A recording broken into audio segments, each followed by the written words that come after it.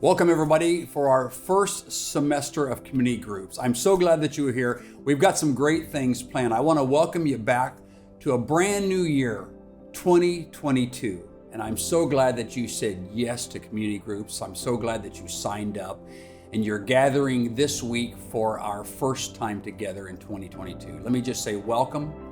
God bless all of you guys.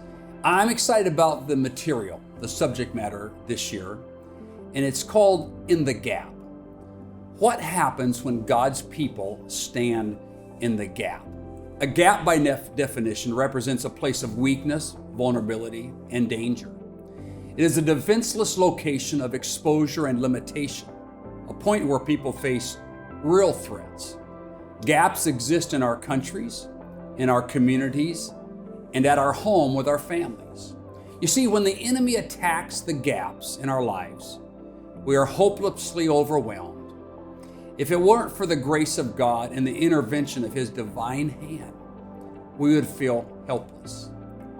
At critical times, when the future of God's people hung in the balance, Moses spoke to God for them and was faithfully instructed how to follow God and to teach them with all of their hearts. I like Ezekiel 22 and 30, and it says, and I quote here, "I looked for someone among them who would build up the wall and stand before me," watch this, "in the gap on behalf of the land, so I would not have to destroy it." The writer says here, "But I found none."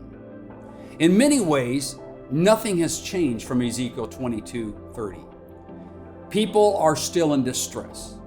And God is still looking for men and women to stand in the gap in our homes and in our neighborhoods, to stand in the gap in our cities and in our towns, in our nations, and every corner of the world. God isn't looking for people who fear nothing.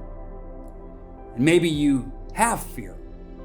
But He's looking for people who will walk towards that fear and stand in the gap to help those in need. This is an amazing lesson. I'm excited about the coming weeks because Nehemiah identified a problem to solve, stood in the gap. Esther understood her times. She stood in the gap. Noah was all in when it came to the ark. He stood in the gap. No matter the cost, David was anointed by God to do the work of the Lord. He stood in the gap on the battlefield. Barnabas was a hidden potential. John the Baptist was willing to take the risks. In other words, stand in the gap. Gideon was sensitive to the voice of God. You see, when we consider becoming God's people who stand in the gap, we must draw on the love, the power, the wisdom, and example of the one who stood for us in the gap. Selfishness and fear, these are the most common reasons we're reluctant to stand in the gap for the hurting situations and people around us. You see, the astonishing truth Jesus taught was this: when we stand in the gap for hurting, discouraged people who are often difficult to love, He considers that we are actually pouring out our love for Him. And I've concluded this, that nothing pleases God more. When His people in the 21st century, in the year 2022, in this case, the month of February, when we stand in the gap to make a difference, to bridge the gulf between somebody's situation, somebody's relationship, somebody's salvation, somebody's healing. God is pleased with that. Maybe another term we might use is somebody is an intercessor. An intercessor is someone that stands in the gap on behalf of someone else.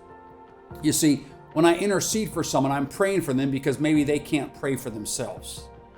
When I'm bringing somebody food in a situation when they can't provide for themselves, I'm interceding, or in the context of our series, I'm standing in the gap. So let's move forward in the coming weeks. Next week, I'll be teaching about Nehemiah. He built the walls, of how we can stand in the gap in this year of yes. I'm relying on you. More importantly, I think God's relying on His church, the wonderful church that we're a part of in True Vine in Old Town. God bless you. Thank you guys for being here. Your leader's coming in a few moments right after this is done to kind of offer some illustrations and some questions and kind of conclude in prayer. I just want to say thank you for being here. God bless all of you. May we all have a wonderful week.